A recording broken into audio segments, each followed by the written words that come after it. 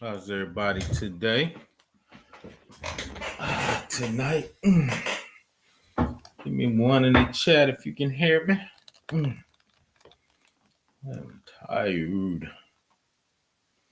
You saw it there. Federal Trade Commission.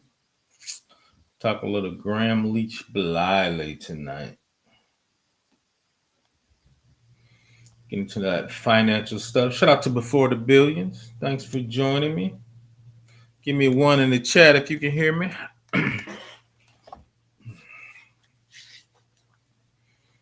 Miss KP Bailey, glad you can join me.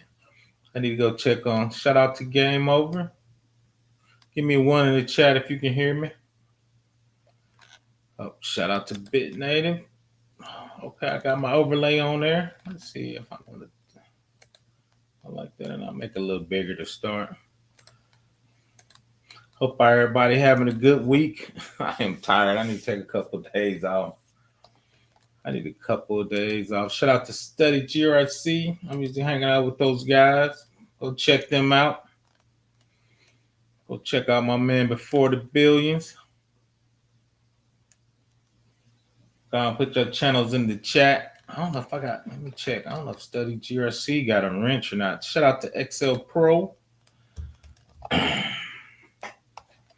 we're going to hit the Gramm-Leach-Bliley. We're going to talk about that privacy. It's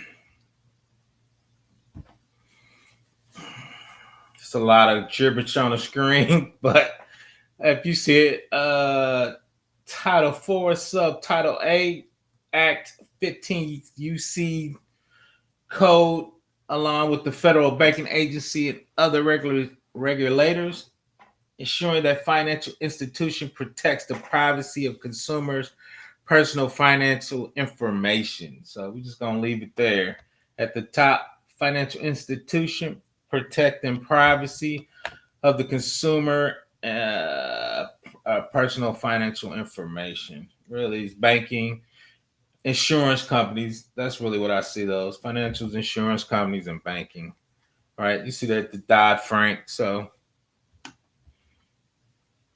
Gramm-Leach-Bliley applies to companies that are considered financial institutions under the law. This includes banking, savings association, credit unions, security firms, including broker-dealers, investment companies, insurance companies. I saw a lot of health companies using that, which kind of surprised me. Health and property casualties and other entities offering financial products or services to consumers, such as payday lenders. That surprised me. That payday lenders will fall under the Gramm-Leach-Bliley Act. Shout out to my man Chris Whitlock, doing great things on the Study GRC. Also, forget to swap accounts. I'm with you on that. Thanks for the wrench, no problem. Let me see real quick. I need to probably get. I think I closed all of my.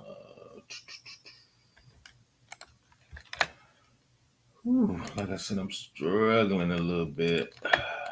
You know how we do. If you got any tech or financial questions, just drop them in the box. I was trying to look real quick and see. That's not what I wanted to do.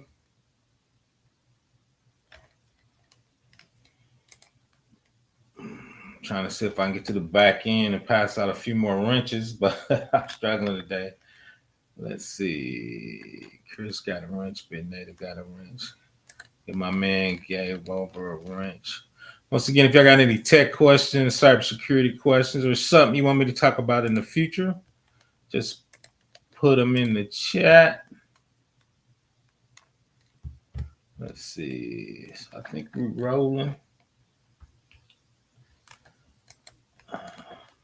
Once again, I think a couple people asked me to do Gramm-Leach-Bliley. I used to work for a company that did financial products. So we talked about this from a privacy standpoint, compliance standpoint.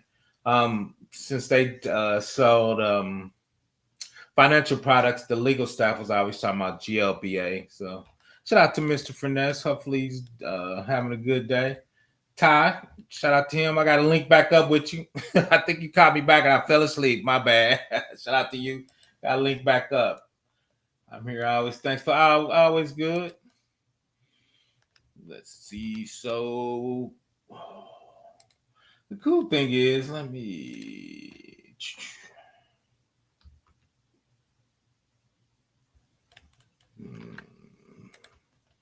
And here coming up, I was on Indeed. So the cool thing is, I always consider Gramm-Leach-Bliley an add-on for privacy, where they talk about, you see it at the top, cybersecurity project-based consultant. My favorite thing, see that NIST in there, NIST standards, purpose education, GLB is what GLBA is what we're going to talk about. Gramm-Leach-Bliley Act to conduct technical assessments and CIS assessments. Shout out to Study GRC. We'll be talking about the CIS assessments there. But once again, they got FERPA and GLB. So you always see GLB, I always call that as an add-on, right? I always talk about NIST having a security program, but along with that, NIST has a privacy family, but GLB, once again, is, and we're going to get into it, more for our financial institution, banks, and you selling those type of products. So you see it right there. So I put another Indeed job up there. Same thing, you see it right there, the GLBA, working knowledge of data privacy regulations such as GLBA, FFIC. I'll probably do that next. I got a GDPR video and a CCPA. Also, you see down there NIST 800, my favorite framework. Then the PCI DSS and PCI SSF, which is, we know that's the credit card stuff. So shout out to the credit cards, even though credit cards get hacked every day. So we're going to go over to GLBA. So I just want you to show it. A lot of jobs out there are looking for it or asking for it, right? For that part. So that's one reason we're going to dig into it today. What?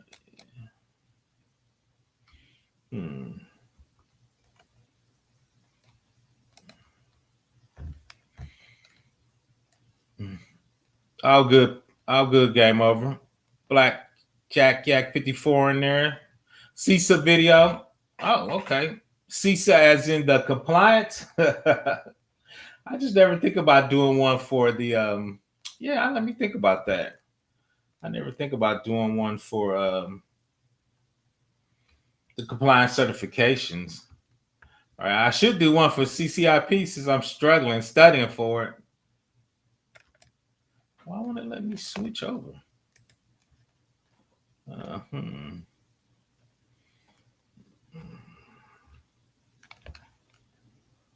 Always something with me struggle streaming. That's that one. That's it right there. Okay. Let's see. Salute to Keep It Techie. I always shout out to my man Keep It Techie. See, yeah, I've never thought about doing that for a cert. That'd be different. Man, let me think about that. Shout out to Keep It Techie. Salute. Definitely doing a big thing. Definitely gave me my start on YouTube. Was my first big interview. Somebody interviewed me and it really helped me get started. So I was going to give him a shout out. Most of my people come from him. So if you're not subscribed to Keep It Techie, go check him out. Yeah, I never thought about this doing a CISA one. I got to think about that. We'll talk about that tomorrow in GRC Study Hall. So yeah, we do GRC Study Hall usually Wednesdays 7:30. Time. Oh, checking out my man on checking me out on LinkedIn. So I'm doing my LinkedIn. Let me go over there and peek on LinkedIn before we get started. But you see it right there. Let me move my big head out the way though. But you see it right there. GLBA.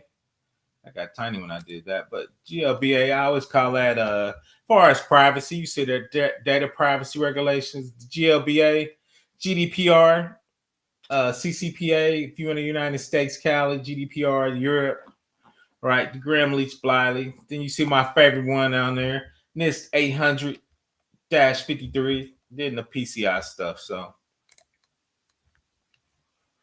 let me peek at my LinkedIn. I got my LinkedIn started.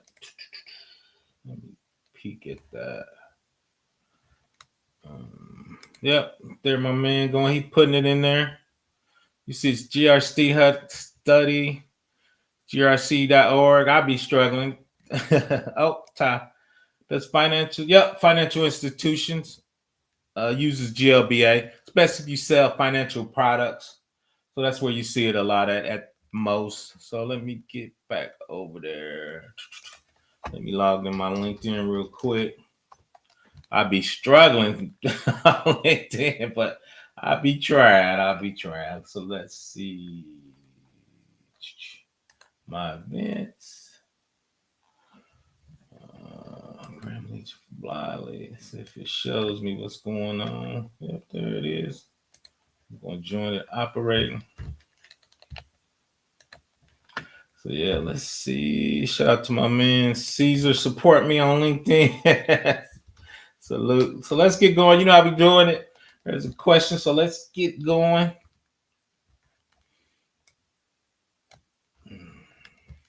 So as the question is, it's mostly for financial institutions. So you see the job, I looked it up. So it's senior data security analyst, 83 to 115, bachelor's degrees. We know a lot of people taking certs, critical thinking. You see the knowledge of data privacy, GLBA, FFIEC. So that'd probably be my next one. GDPR and CCPA. So if you're in a security analyst, GRC, you should have a data privacy specialty, that being GLBA, CCPA, or GDPR, because that's the one most companies going to ask for from a privacy standpoint. So let's get going.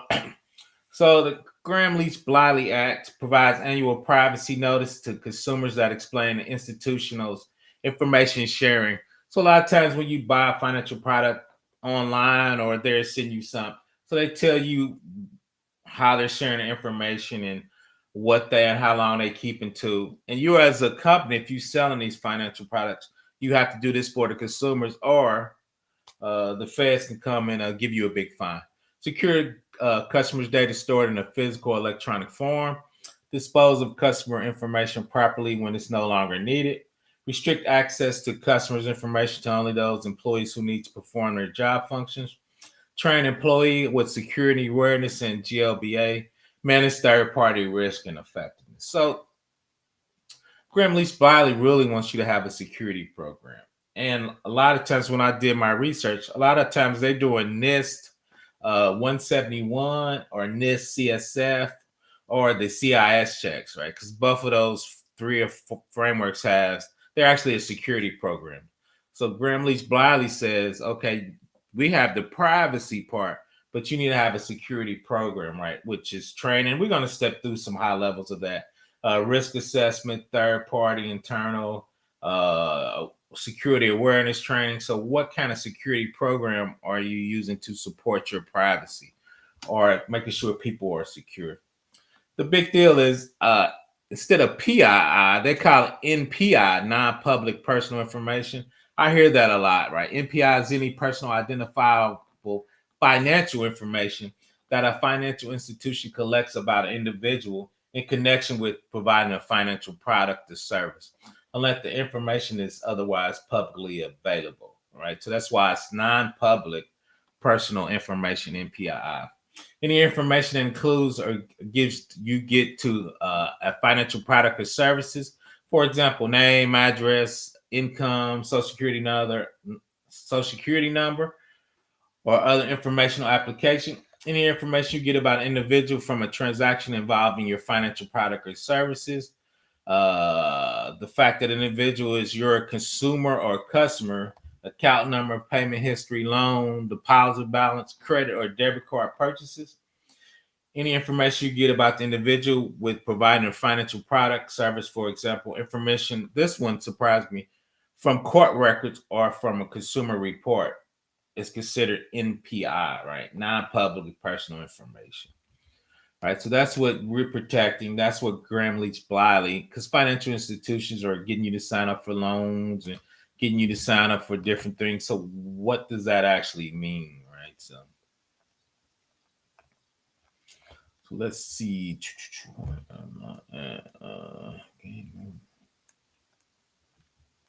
Okay. So yep, that's Chris shouting us out in the GRC study hall. Yep. That's really what it's for, financial institutions. Shout out to my man Caesar doing big deals. The Caesar cert. What's good? I got that. Yeah, I like that Jenkins video. Shout out to that. I need to work on my DevOps, but you got to do Jenkins for your build servers and testing and deployment. So Jenkins is hot out there. So that's definitely a good video out there. So check my man, Keep It Techie. That's me. If you want to go link up with me on LinkedIn. Trying to get my LinkedIn numbers up. Let's see. People than that would the Fed use GLBA? Yeah, but I think it's more banks, right? The Fed is the government, so I think it's more banks and private institutions, not the Fed. That use the GLBA, Gramm-Leach-Bliley. It's more private because they're selling financial institutions, financial products and services. Check out my man. Salute Alonzo. Bank saving credit. Yep. Lee Smith. Yep. 100%. 100% real estate tax. Oh yeah, all of that's NPI. For some reason, I'm not enamored with the NPI acronym, but that's what it stands for. So let's keep rolling. Oh, go to the.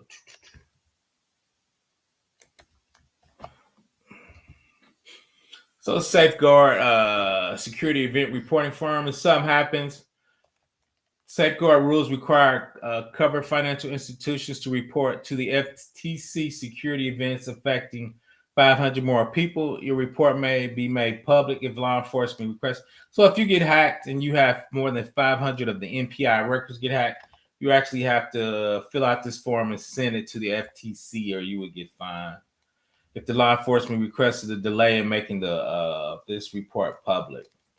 Right. Sometimes the law enforcement, FBI, or the big agencies might want you to wait until they investigate it before they let the public know. So, but yeah, let's get into it. A designee or qualified individual to implement and supervise your company's information security program. So if you got a CISO, VP of security, or just a security analyst that's on your turn, the qualified individual can be employee of your company or can work for an affiliate or service provider. This person doesn't need to need a particular degree or title. What matters is real world know-how suited to your circumstance. The qualified individual selected by a small business may have a background different from someone running a large, complex company. Your company brings this service and implement a supervisor program, the buck will stop with you. So basically, you need a designated person that's in charge of your privacy and your security together, right? So this is your qualified individual. So this is the point person, or like they said, the buck stops with this person, right? That's why a lot of CISOs would get nervous, right? Because those are government regulations that puts upon you, but hopefully you will be paid at that level, right? That you're handling that type of data, that type of compliance, especially from a federal agency. So they call it designated qualified individual. And a lot of times NIST talks about that. And I think CSF I always talk about is they need a security person that's designated to do that for your company and be responsible for that. That doesn't have to be their only job, but that has to be, one of their focuses. Conduct a risk assessment.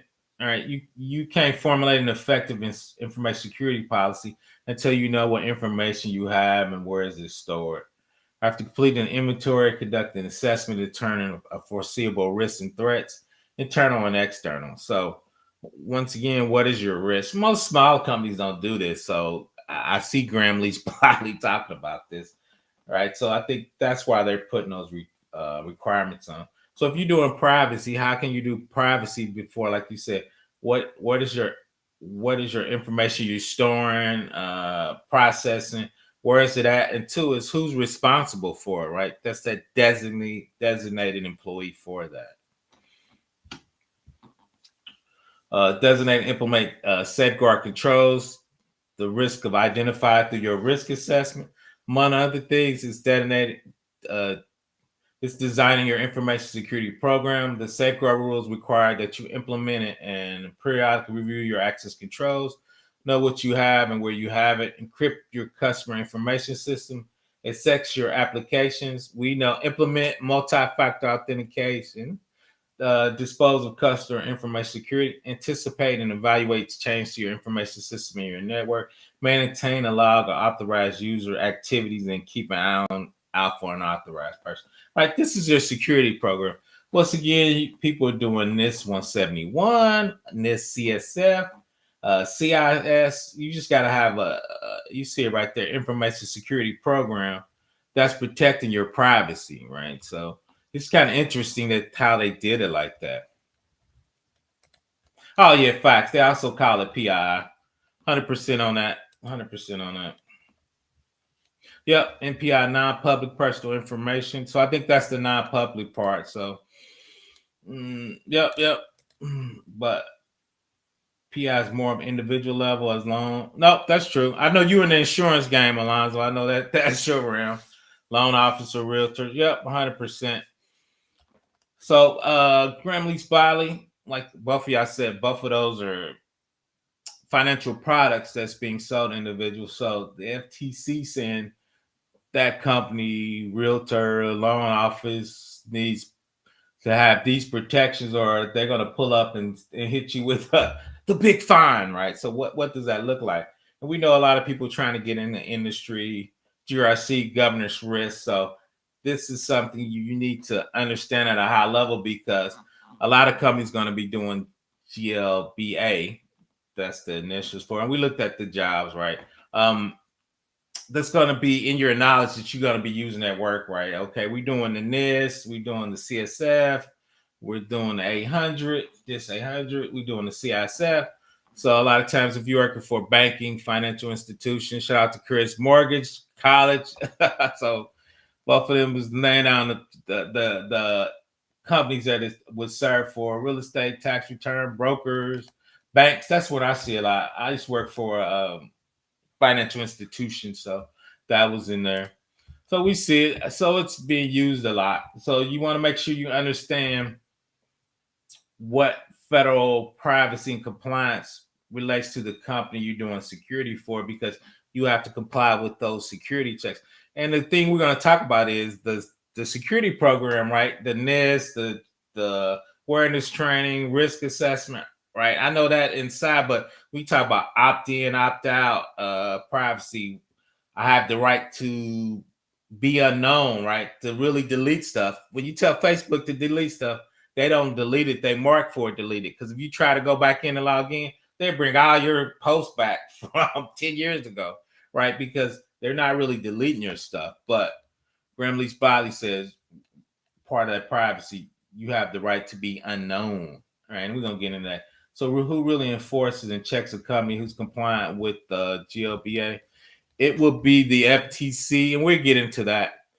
Usually what happens is they don't check anything till you do something wrong and people start reporting you to the government, right? So it'll be the FTC, and we'll dig a little bit more into that. But yeah, it'll be the FTC. So let's keep going.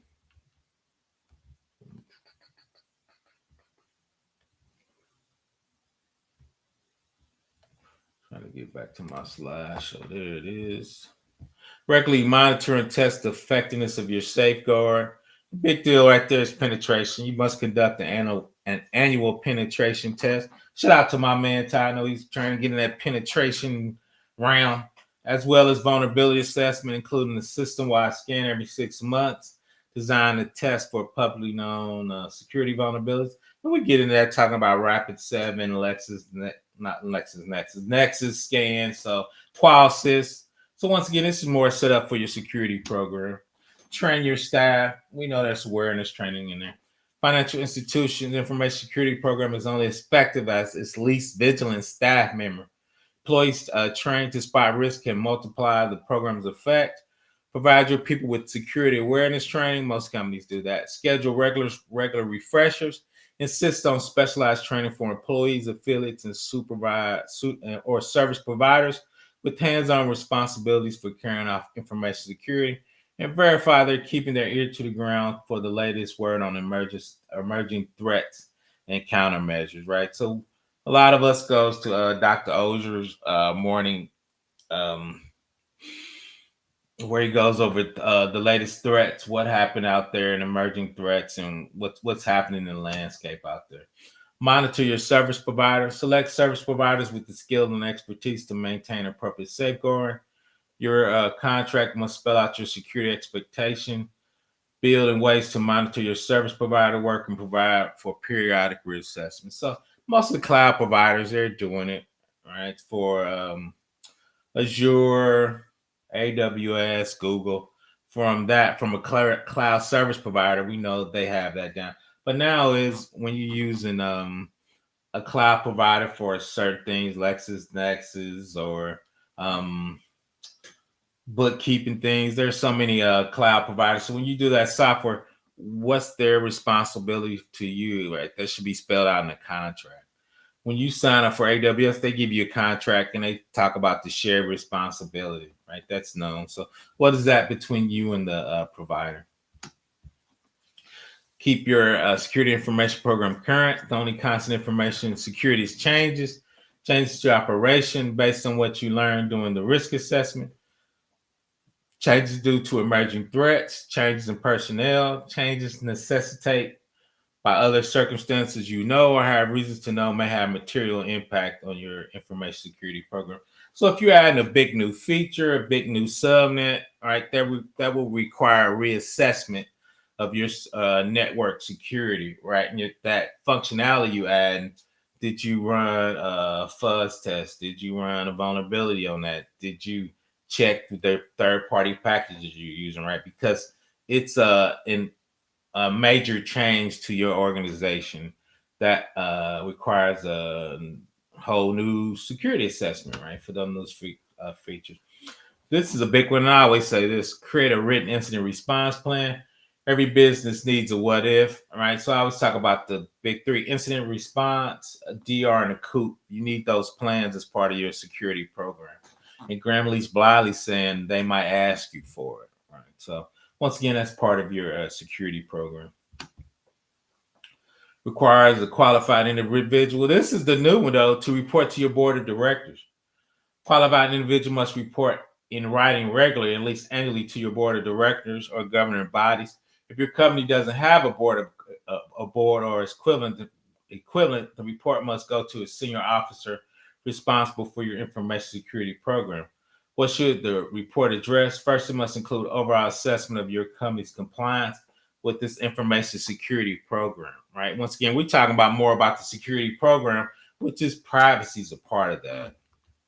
Right, so that's definitely part of it. So let's see. Yep, it'd be the FTC. Yep, shout out to Qualsys. I'll probably do some videos on that. So we can actually set up an AWS infrastructure with some EC2s. Then you can put the IPs in the Qualsys. The Qualsys will scan them, right? Most people know I used to do a lot of IRS work. Called IRS Pub 1075. That will be a compliance scan.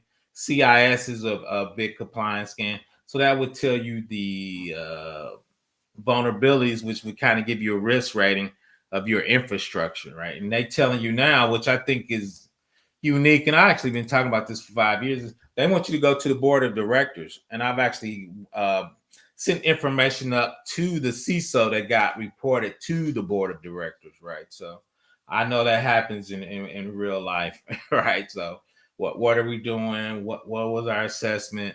How are we looking at these vendors, right? So those are three big things in the board of directors. Now, because people get big fines and big hacks, so the board of directors are now put that part as things, because we know the board looks at things strategically, right? So what does that look like strategically from the board of directors to look at your security program? Right. So, and that's you seeing that more and more where the CISO and the CIO are definitely reporting to board of directors. One of the things in there is what's the strength of your security programs and what's the risk, right? What's the risk rating? Can you give a risk score for your overall information security department?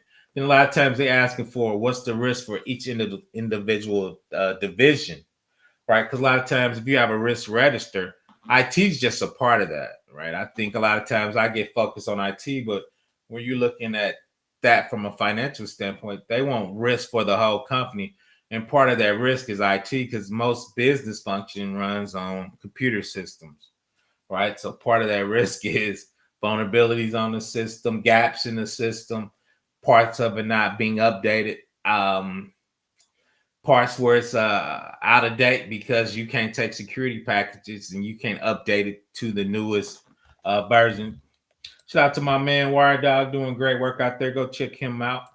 So yeah, I think that's one of the newest things out there reporting to the board of directors, right? And I did some videos talking about reporting to the board of directors, reporting to the upper management, and what does that look like from a security perspective. A lot of times I get my blinders on and I just really talk about IT, but when you roll that up once again to the C-suite, that's just one part of risk for a whole organization. Whether or not you share customers' NPI, you must give all your customers a privacy notice. You must provide initial notice by the time the customer relationship is established. If this would substantially delay the customer's transaction, you may provide the notice within a reasonable time. Customer relationship is established, but only if the customer agrees. If you share NPI with non-affiliated third parties outside the exception described, see exception, you must give your customers an opt-out notice explaining the individual rights to direct you not to share her or him's not NPI with the non-affiliated third party, a reasonable way to opt out, and a reasonable amount of time to opt out before you disclose her or him's NPI. And that's the part where, right, this is more legal and privacy. This really is not tech, right? So how do you let them opt in and how do you let them opt out? How do you notify them? Are you sending them email that you keep track of where you have a link where they can go register to opt in or register to opt out? Reasonable way to opt out. The reasonable way is somehow it's got to be computerized, right? And a lot of times now when you get an email, they say click on here, right, to opt out, right? A lot of times I think they're trying to trick you, but they're trying to comply with Gramm-Leach-Bliley when they say, do you want to opt out of this particular email, this particular service? A lot of times they're trying to sell you something financially, right? So that's it. Did I hit my button? Okay, that's the board of directors. There it is, opt out.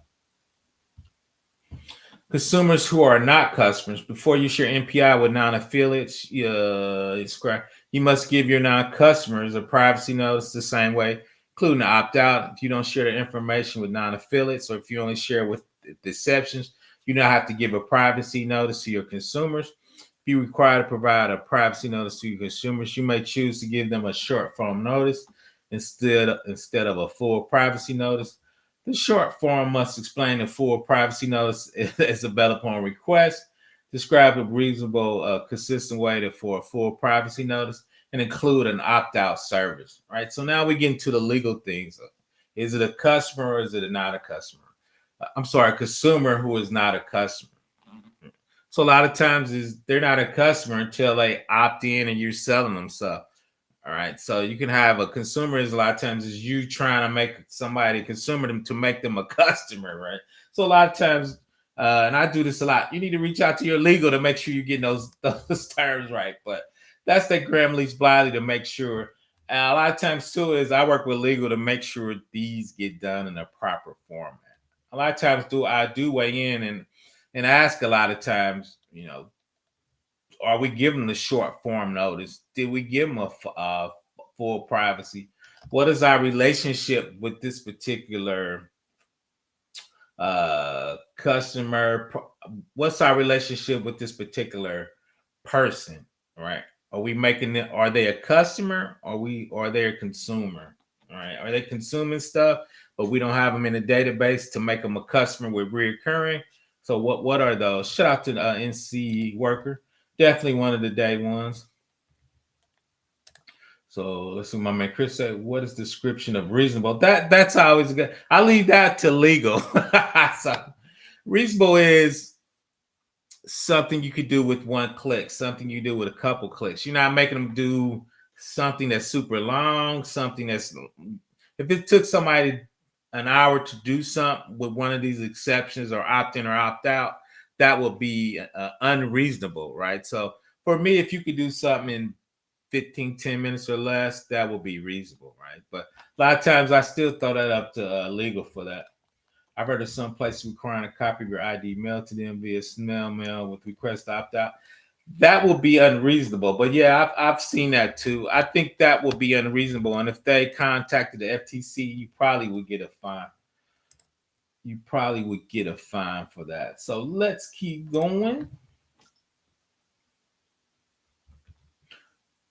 I don't know why I don't hook up my second monitor. I'm just lazy. Contents of a privacy notice must accurately describe how you collect, disclose, and protect NPI about consumers and customers, including former customers. Your notice must include where it applies to you and the following information. I'm just going to hit the highlights. Categories of information collected, categories of information disclosed. You see some of those there: phone number, social security number, the big boys. Categories of affiliate and non-affiliate third parties to whom you disclose your information. For example, financial service providers such as mortgage brokers and insurance companies and non-financial.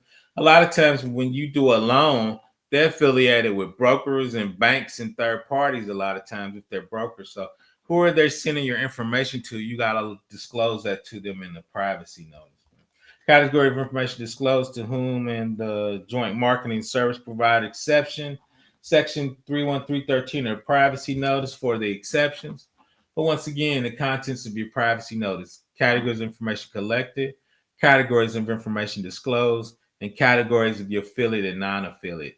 So a lot of times when you log into AWS, or if you log into some use AWS, they show you all the affiliates they're sending your information to, right, to use this product or work with this product. Once again, banks use brokers, other lenders, and other institutions and other things to get your credit report.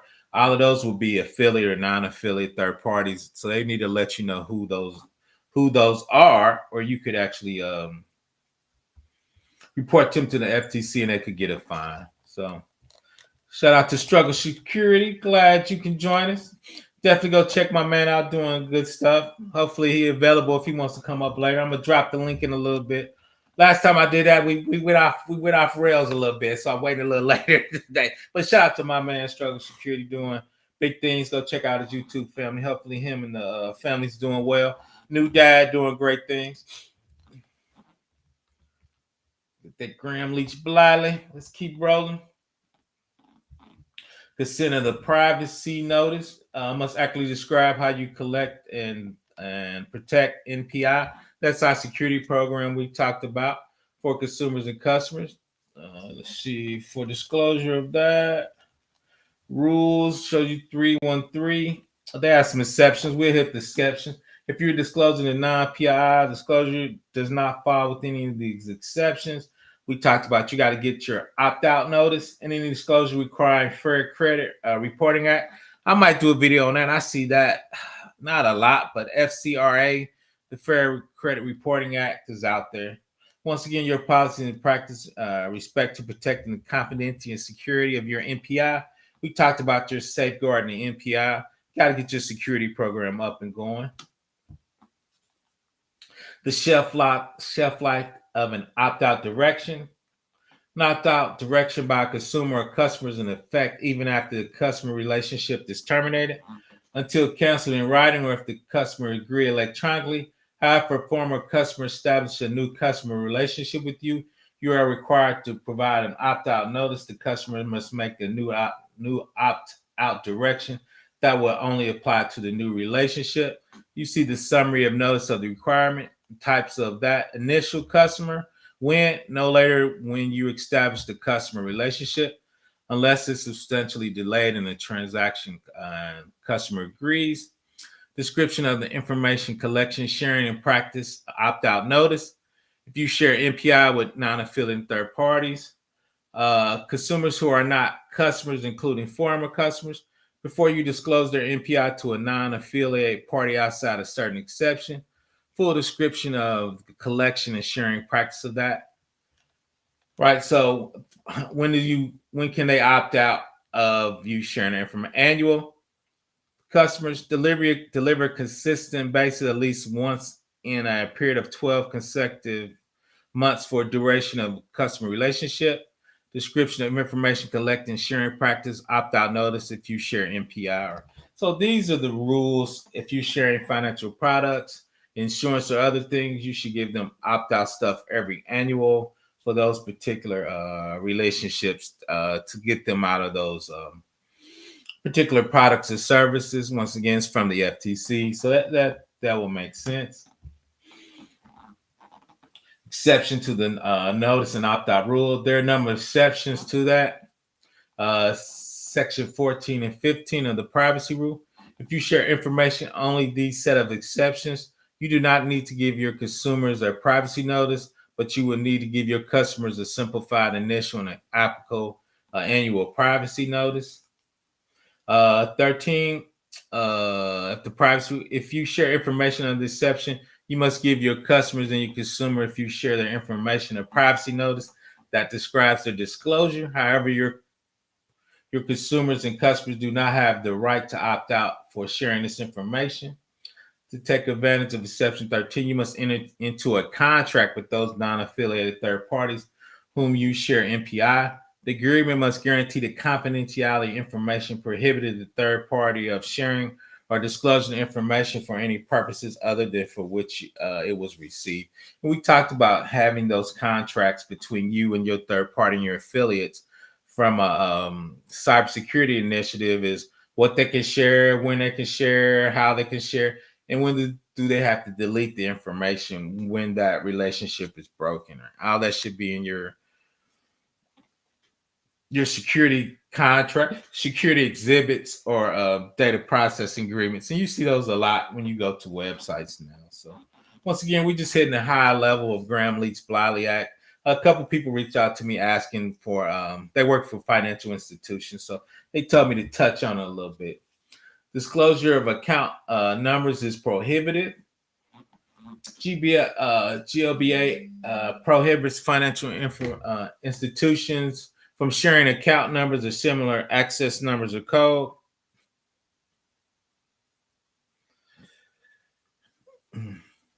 For marketing purposes, this prohibit applies even when a consumer or customers have not opted out of the disclosure NPI concerning their account.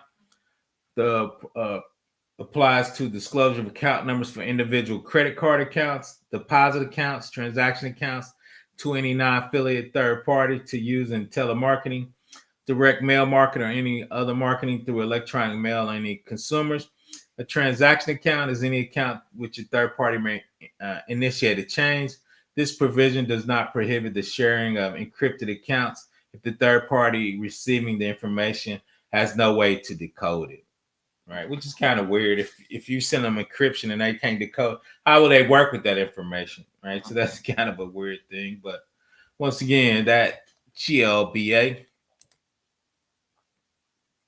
Appreciate that, Chris, for sharing my man Chris struggle security information. So we're almost done. Like I say, hitting these high points on the GLBA, getting that financial. We just looked at this, the Fair Credit Reporting Act. Gramm-Leach notice and opt-out provisions are additions to the obligation imposed by the Fair Credit Reporting Act. If FCRA currently requires that you make clear and conspicuous disclosures to your consumer regarding you sharing certain information, such as consumer report application with your affiliates, you must continue to do so.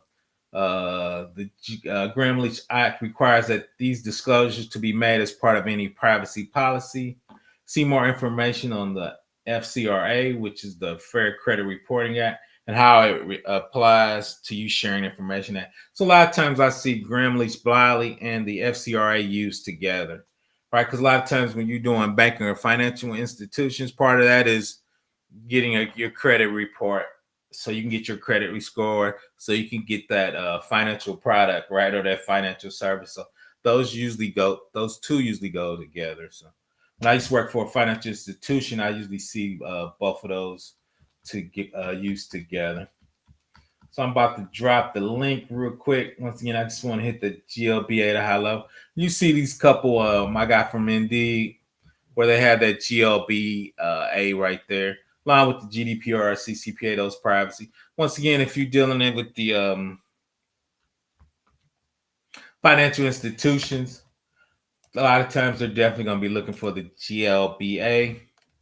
Oh, okay, that wasn't good. Let me try that again. Let's see. Drop the link if anybody want to come up.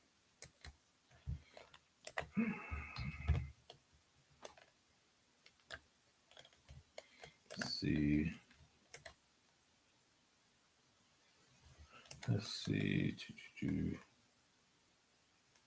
Yeah, it is. It's divided up. That's a little more. It's about 4 rules. I guess I should have put those in there. You are correct. It's divided up depending on two. I actually seen which I was surprised. Used car lots. Used car lots, financial institutions. I think life insurance was kind of in there. So yeah, it's different rules for different parts depending on what type of financial company or agencies you're dealing with. So there's definitely more details, rules, and what that will look like for that. But you see right there, GLBA. Once again, if you're in that GRC, I think it's you should definitely pick the privacy. You kind of want to specialize in there or have an understanding. Once again, I'm a NIST 800 guy, and I try to do more as CCPA. Since that's more United States, is kind of my privacy SME skills I want to use. Even though New York, they got New York DFRs coming out, and it seems to be getting more traction than CCPA right now. So I thought that was interesting. That's cool. I appreciate that struggle. I will come up. I understand that, man. Good luck with that. I've been on that too, so I think I got it our hands tomorrow. I think I foo barred something yesterday. What's up, Chris? How you doing?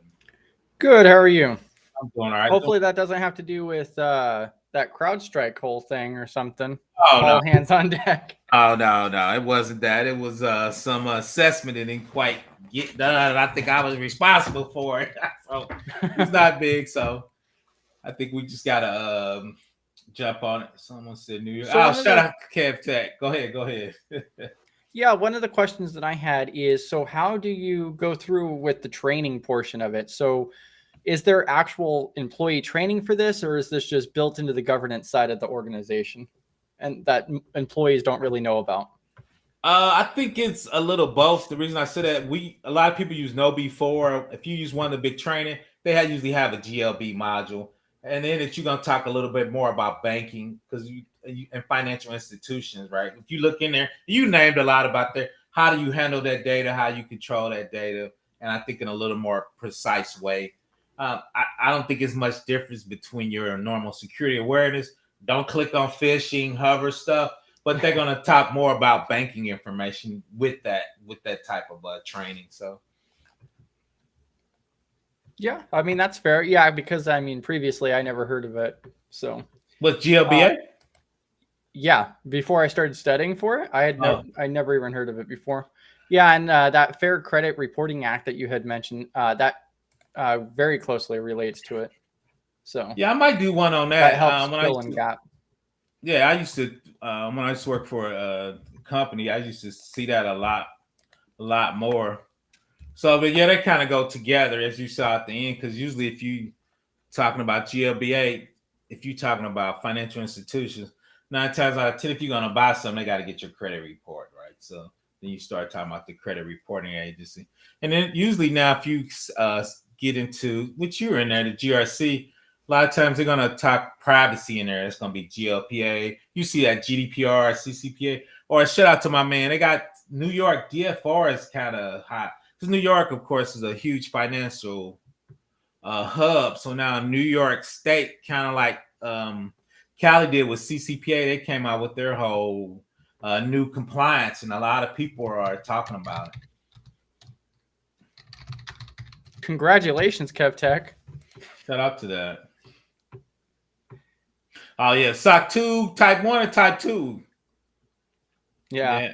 Because both of those are still, because we were going to I've been through a couple SOC 2 Type 2 audits, and they get super detailed on your processes and procedure. I might do a video on that because we talking about inventory, how you onboard people, how you offboard people, and KevTech is an expert on that. But that onboard offboarding was real big, and how do you do privilege accounts, and how do you, if somebody needs to get fired ASAP, how do you do that? Oh yeah, facts. All our stuff was in Excel too. The cool thing about that, shout out to KevTech, I've been working on Office 365.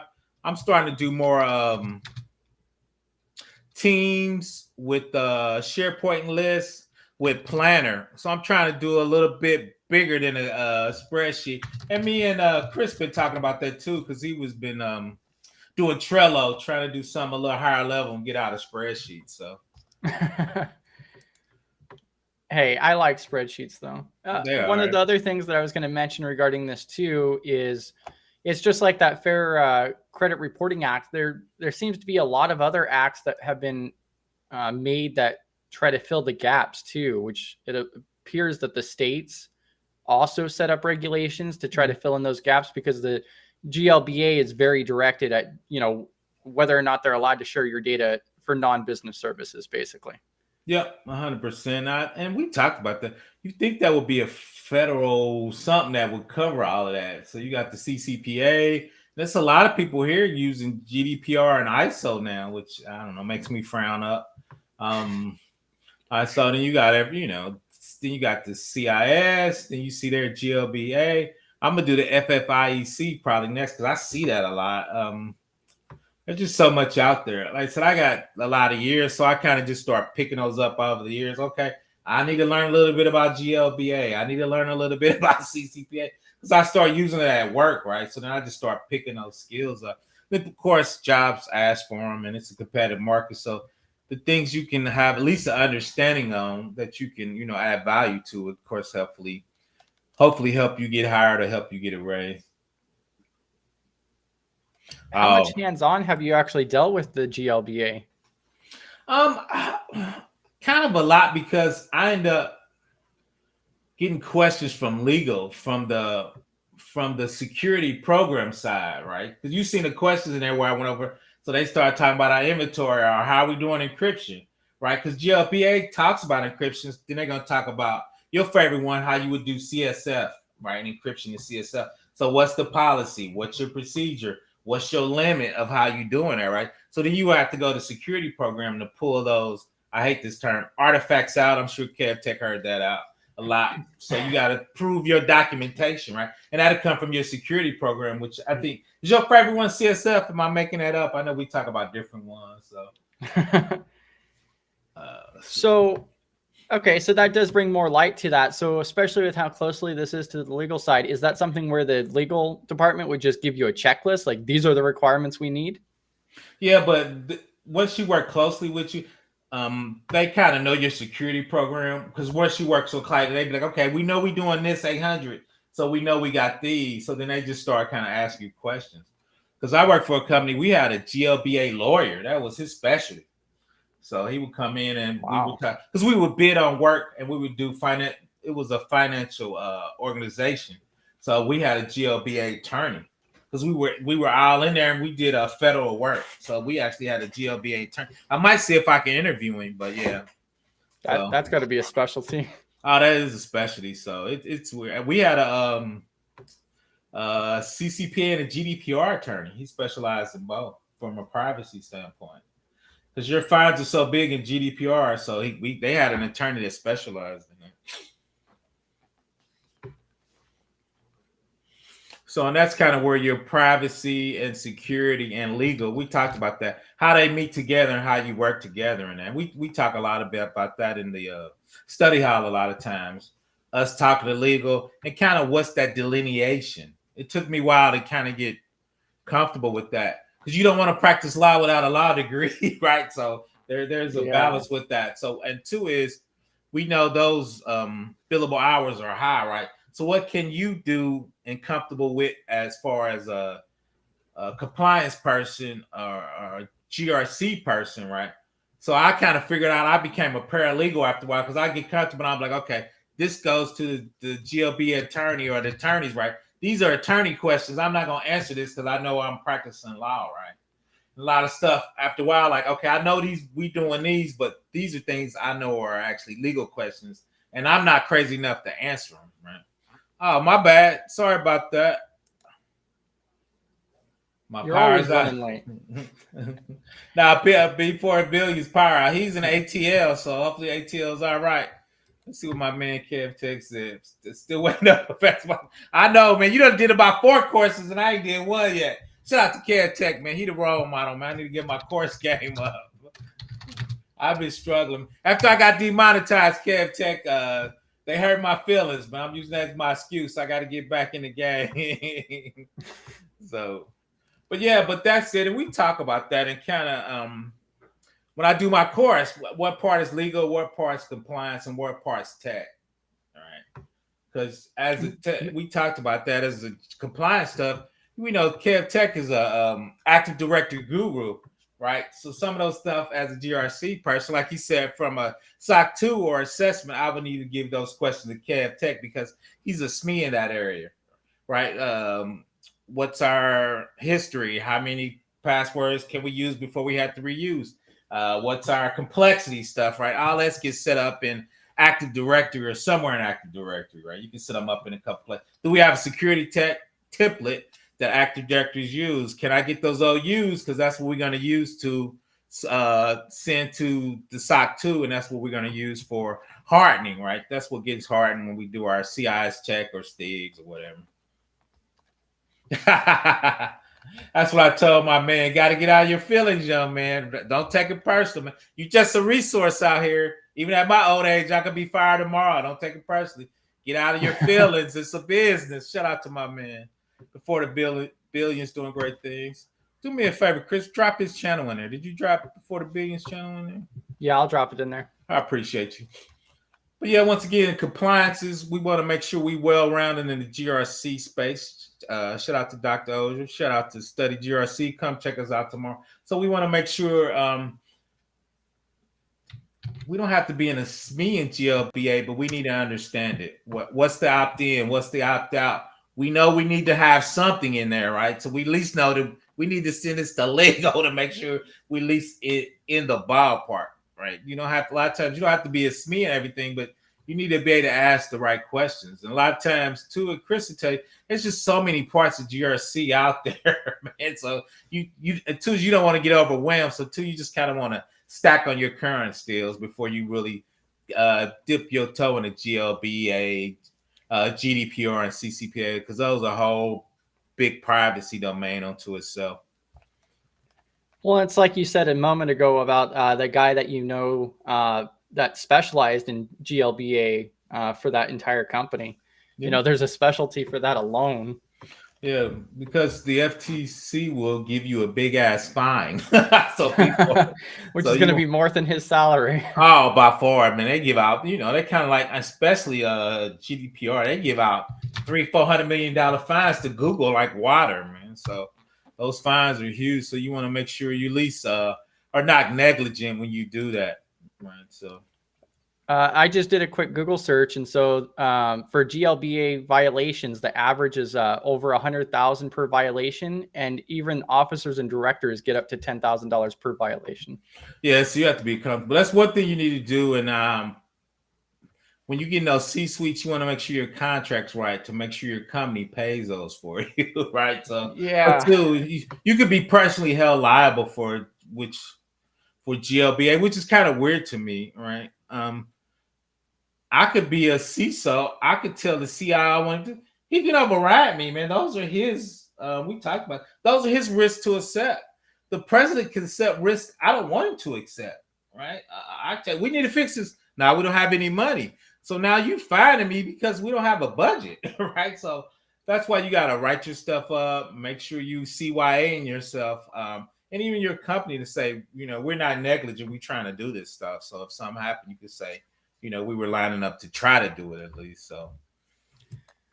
Now, so another question I have there. So if you, especially for a smaller business that might have to comply with this, like a small bank or something, then when you go through and you do your assessments every 6 months or every 12 months, preferably 6, but is that something where you're going to go back through this every single time to make sure that everything's still good, just like you would with your framework? Yeah, but hopefully you're mature enough to know that this is where we at and we didn't change it, right? Yeah. So you should know, okay, we were good last time, but you should peruse it. Okay, we were good last time. There was no changes in GLBA and we were good last time, right? Hopefully what you would try to do is you would try to at least get a little better each time. Because if you're a small company, it'd be hard for me to believe you got everything tied up and doing it 100%, right? So you should have anything. You should have gaps in your security, not, we do an MFA, but maybe our complexity and our BPN wasn't long enough. So we need to do that next period, or, so you need to keep, because there's going to be gaps with money in it that you need to fill, right? Or our opt-in was missing in this particular financial service, right? So. Yeah, and then I had sent you that video regarding the university that was talking about the GLBA and 171. Yep. I mentioned that. I mentioned that. Go ahead. I'll let you finish before I chime in. Yeah. So if you have to do work with GLBA, then why would you pick 171 for that? Is it just because it's for unclassified information? No, we just talked about that. Remember, I mentioned a security program. So I think a lot of people are using 171 as their security program. Right, you can use 171 CMC. I would use this 800-53. Right, that's my. So, what are you going to do for your security program? They just pick NIST 171 to do their security checks, programs, those security families, right? So you had to pick a security program, so they just picked NIST 171. Yeah, I was demonetized for a minute, KevTech. Shout out to Before the Billions. But he got remonetized. They didn't like how I was doing my videos, but I appreciate you, KevTech. I need to lose some weight, so I had to shut down the PBL barbecue fund for a little bit. So now I'm probably gonna take a couple months out. I guess they didn't like how I was doing my response videos. I think me and Before the Billions both got hit with that. I appreciate you though, Captain. So yeah, we talked about picking a security program. So they just picked NIST 171. You can pick CIS. I think all of those would cover what they're looking for from a security program. Yeah, and so I'm assuming especially like a bank would go through and pick the 171 because it's for unclassified information in non-federal systems. Yeah, but for me, and you're right, and I always overrule them. Because to me, they're just security checks, the more the merrier. So I would just do 800, right? Because it's 800 just 171 plus what? Probably another 60 more checks. So, but yeah, I think I think from what you're saying, they pick 171.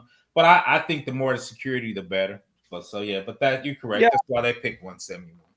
Yeah, I was just kind of curious why like a university would pick that over doing something like that RMF or something, especially larger educational locations. So.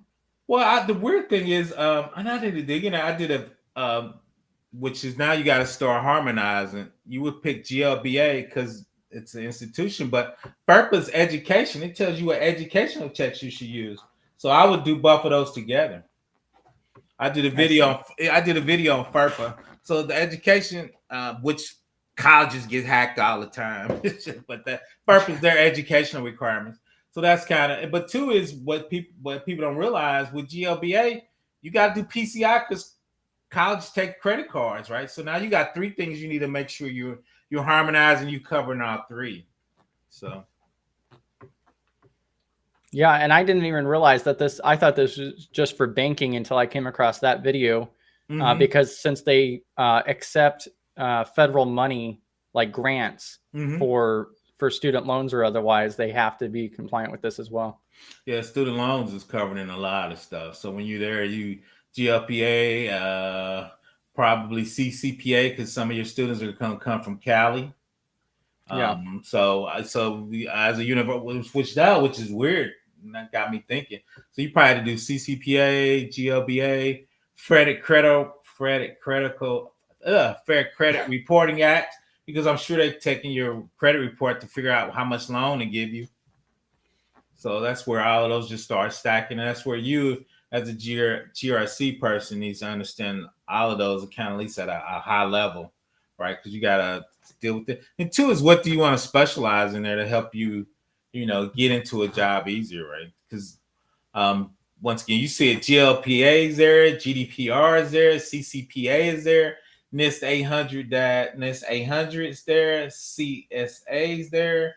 I think PCI, let's move my head. I think PCI is right under there.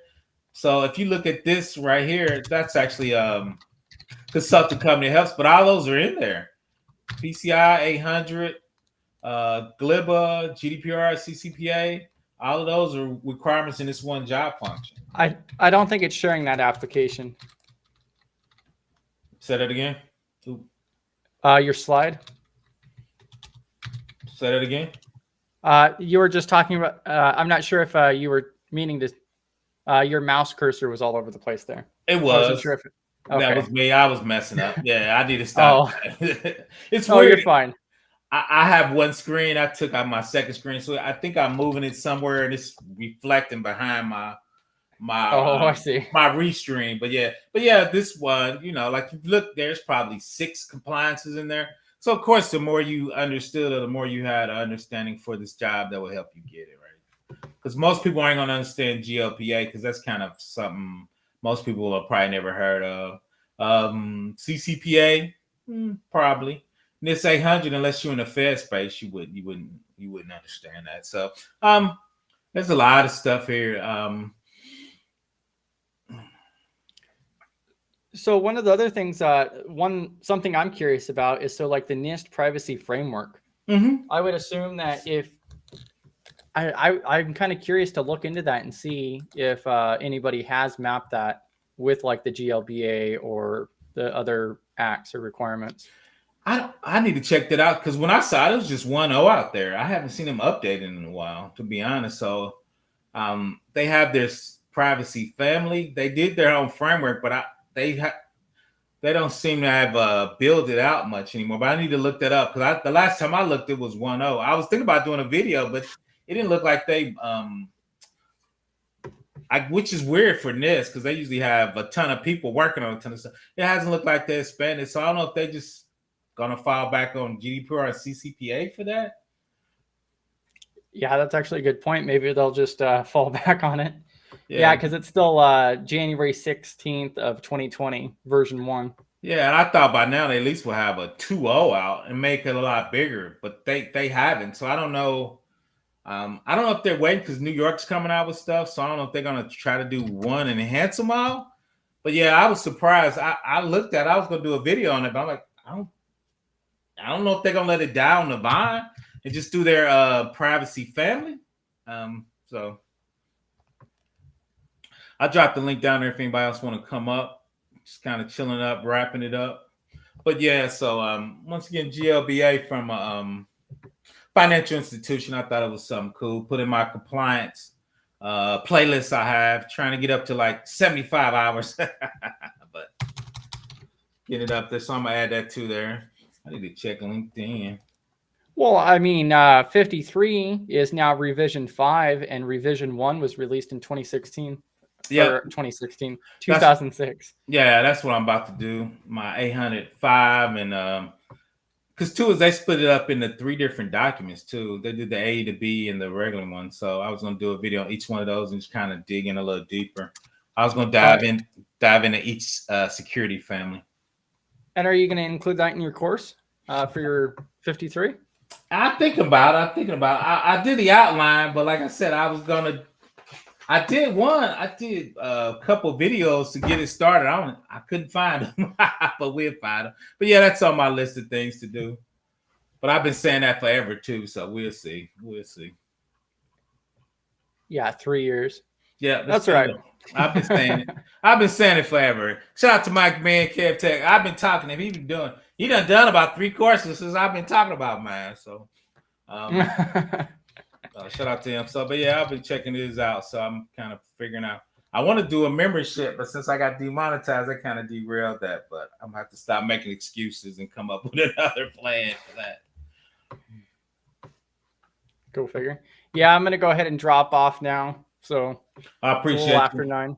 Yeah, I'm Yeah, about. thank you very much. Yeah, it's 10 here, so I'm about to probably stay up 5 more minutes. Yeah, Kev Tech said he got like 4 courses. I'm about. That's what I've been talking about. But I appreciate you, Kev Tech. So yeah, I appreciate you, Chris. Definitely see you tomorrow. Come check us out at the GRC Study Hall.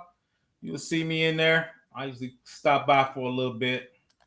We usually doing there for a little bit. So yeah, shout out to Keep It Tech. You got a course. I'm late. Tech G got a course. I got to get my course game up. So appreciate you. Stay up for a little while. If anybody got any tech or cybersecurity questions, just put them in the chat. Like I said, I was running out of steam today. Whew, I'm tired. I went for a walk. That heat wore me out.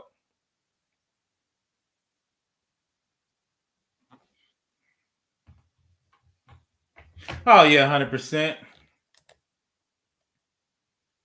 Yeah, all the frameworks. You correct on that. Build on the topic. They have their strengths and weaknesses, but most of the frameworks they're gonna have certain security families. Especially gonna have supply chain risk assessment, training. They're gonna have a privacy part. Part of that's gonna be access control. Incident response is gonna be big in there. But yeah, you're correct. They all kind of focus on a different industry that being fed or here private, but they all are pretty similar. Usually I figure out if I'm doing this 800-53, I'm covered for most of those. And I figure out if I'm doing CCPA from a privacy standpoint, I will have the majority of my privacy met. So you're 100% correct. How are you doing today, Jose? I'm gonna mess your name up.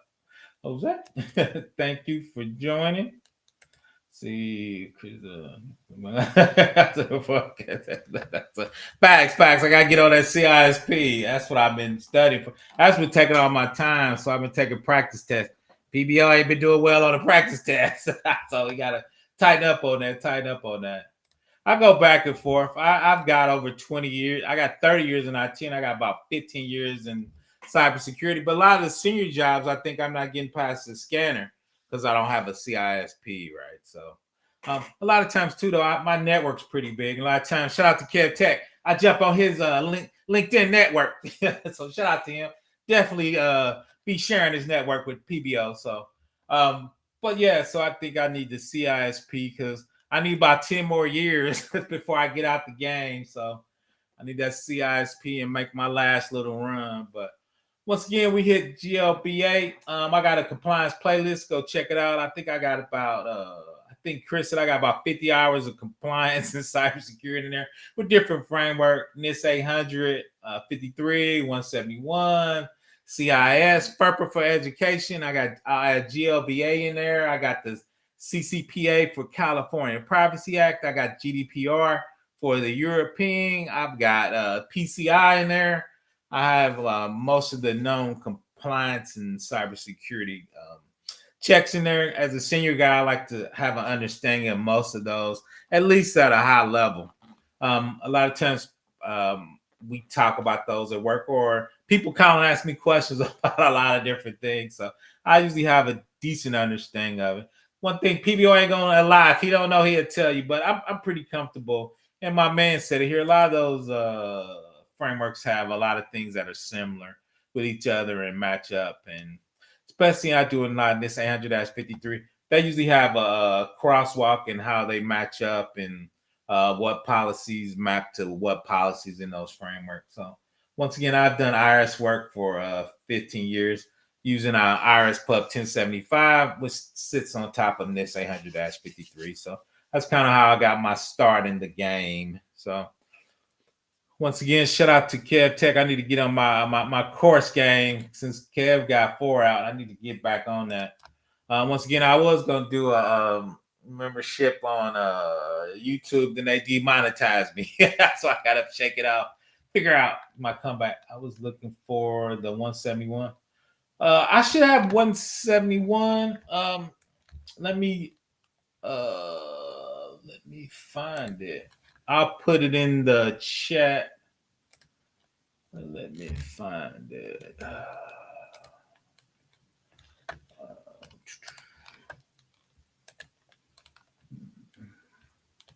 Yeah, 171, and Chris said it. Non-Fed security. I'm using more of 800-53, but 171 side, along with really CMC. CMC is actually 171 plus 11 more security checks. I did a video on that. I'll drop both of those in the chat. I'm looking on my channel. I think I did a live on that. Let me go to my playlist. I'll just drop my whole playlist out there. Where's my playlist? Let's see. Where's the 171?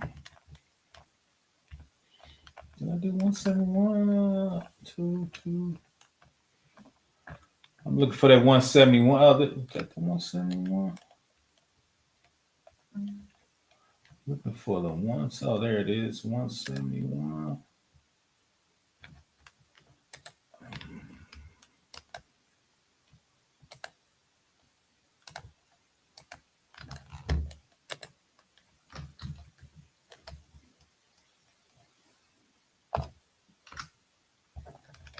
That's the 171. Let's make sure it showed up. I got too many screens open. I got to get it together. That's the 170. Oh, he got it. Oh, thanks, Chris. I thought you were gone. There's the 171. Shout out to Chris on it. So, yeah. But yeah, I got the 171 in there. Appreciate you, Chris. Two round. If you got any, once you look at it, if you got any questions, just let me know. I'm definitely gonna update because how old is that, Chris? When did I do that? Let me look. What's the date on that?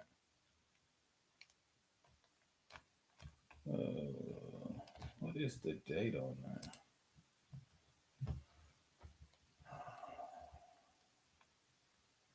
That's 2 years old. Yeah, I need to update that. That's 2 years. It's pretty relevant because I don't think it's been updated. But yeah, that is 2 years old. I've been doing videos. Let's see. That's cool. Shout out to Kev Tech Head and DEF CON. I need to start going to those when I'm bored. I try to kind of go out there. I appreciate you, Chris. So yeah, right. So yeah, I got that 171 out there. I think I'm the only one with an Iris Pub 1075 video out there. It's definitely not a ton of those. Yeah, shout out to that DEF CON. I need to get my little traveling up and start going to those. I think I'm out, everybody. Everybody have a good hump day tomorrow. If anybody need me, I need to check my email. I ain't checked in about 3 days. ProfessorBlackOps@gmail.com. I'm a little slow on email this week. Glad everybody claim for joining. Ron, I know if you want to come up and talk, but it's your choice. You don't have to. You check out my 171 video. I'll drop the link if anybody want to come up. We're going to wrap it on up. Appreciate you, Chris. But yeah, that 171, that CMC. Appreciate you, Kev Tech. Yeah, check out that CMC. That's really that DOD check. And really it's 171, I think, plus 12 or 20 checks. I did a video on this. So yeah, it's 171 plus. That's why I call it. Plus, meaning the extra stuff. CMC's how everybody's trying to get that DOD money. All right, all good. So yeah, I'm out, everybody. Everybody have a great weekend. Appreciate everybody joining. I'm definitely gonna do Tuesday at 9. Except the third week, a lot of times I might go 9:30. There's an AWS event here in Indianapolis. I go to live. I'm definitely gonna start doing AWS with GRC components. We're gonna start talking about AWS architecture from a GRC compliance. How do you architect it and it be federal compliance, which is NIST 800-53 or CSF? What do you look for? Big deal, which I'm late on. Shout out to containers. Got to get that back. got to get that Docker and that Kubernetes a little bit. I've been lacking on that from my skill set. That's something I'm a little weak on. And all the development teams and a lot of vendors are rolling out their product. And I do a lot of risk assessments for organizations. So I need to definitely get my definitely Kubernetes is on fire. Definitely get my Kubernetes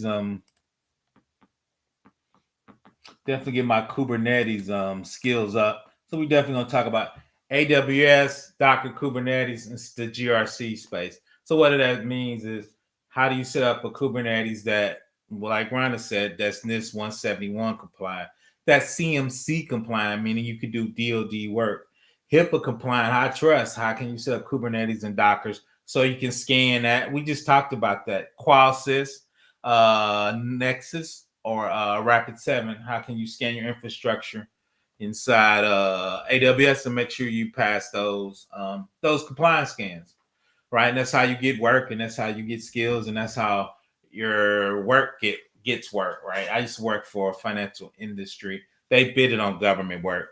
So we have to build stuff that met government compliance, being HIPAA, high trust, IRS Pub 1075. Each one of those federal agency, of course, we talked about and showed has their own compliance, and what does that look like? I appreciate you. Appreciate you, Aiken. Check out the replay. But I'm out. PBO's old. He's about to take a nap. If you need me, once again, ProfessorBlackOps at gmail.com. You can reach out to me on LinkedIn. Let me show where I think I had. Let me go find my LinkedIn. I saluted myself on LinkedIn. Let me highlight it. You can go check me on LinkedIn. Trying to get a few more users like Kev Tech on my LinkedIn. Shout out to him. He's always shouting me out on LinkedIn. Getting my LinkedIn up. There, that's me on LinkedIn. With the flip phone, I need to update mine. I like my skinny picture. That's about me 15 years ago when I was skinny. Shout out to me. I don't think I even have facial hair. Shout out to me. That's me. If you want to reach out to LinkedIn, I'm doing more. I multi-stream this to LinkedIn too. Shout out to LinkedIn, getting my LinkedIn users up. Once again, I appreciate everybody for joining me. Reach out to me. We're gonna start doing more AWS with GRC stuff. Working on our we talked about this. How does GRC work with cloud engineering and infrastructure guys? Right, we have to do compliance on there, so there has to be communication between us, infrastructure guys, development, and that. And I think that's something a lot of people don't talk about in the GRC space, right? Especially from assessment. But a lot of times you do a lot of internal work. And what does that look like when you work internally as an assessment or assessor to make sure your company's in compliance to do that type of work?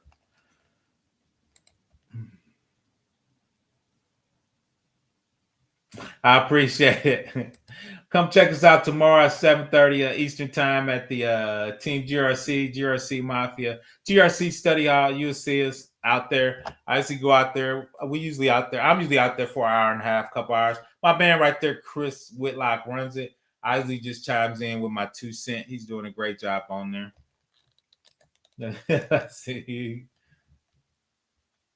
No, I don't. Even though I am a big oh God, what was the one that was the BlackBerry? I like the BlackBerry OS.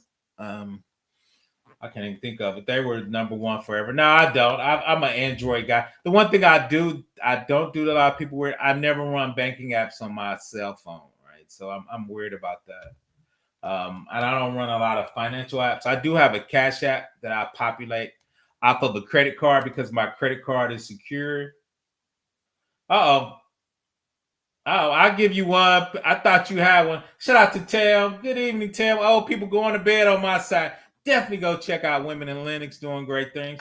Let me give you a wrench real quick and see. I thought you had one, man. I'm checking now. I'm about to give you a wrench. Let me see. Of course, let me see. Let me get back to my back end on. Is that somewhere else?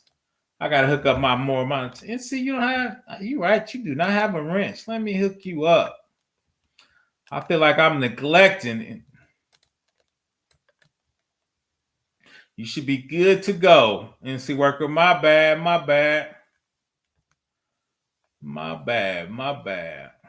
Once again, if you need me, give me a couple days. For most people know, I used to teach at a community college for a decade, so I get 48 hours to read my email. I get 48 hours to read my email, but so let's see. It probably take a minute to interact. I gave you one. You should have it. I'm out there. Everybody have a nice night. Happy hump day. Shout out to Struggle Security. Hopefully you don't get too much work. I think I got to be out hands on deck for a couple things too tomorrow. So I don't think my tomorrow's going to be good. Yeah, facts, man. I'm struggling on everything, man. Facts, but I'm out. I appreciate everybody for joining me. Like I said, reach out, check us out tomorrow at Study GRC. We got a YouTube channel too, so come support us on that. Chris dropped the YouTube channel out there, man. Before I cut out, drop the GRC Study Hall YouTube channel out there.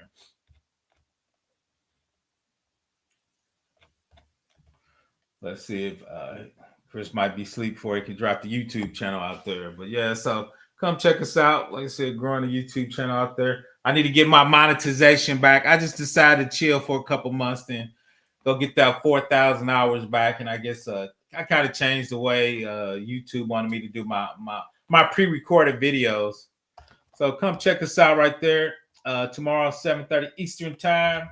We'll be in the GRC study hall putting in work. You can check me out. I'm all over. I'm in everybody. I'm in Kev Tech's Discord.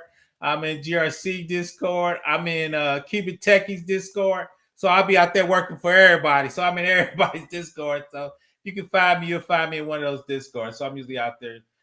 Shout out to those guys for sharing their Discord with me. That's definitely helping my channel grow. So once again, I'm out. Everybody have a hump day and a great night. I'm out.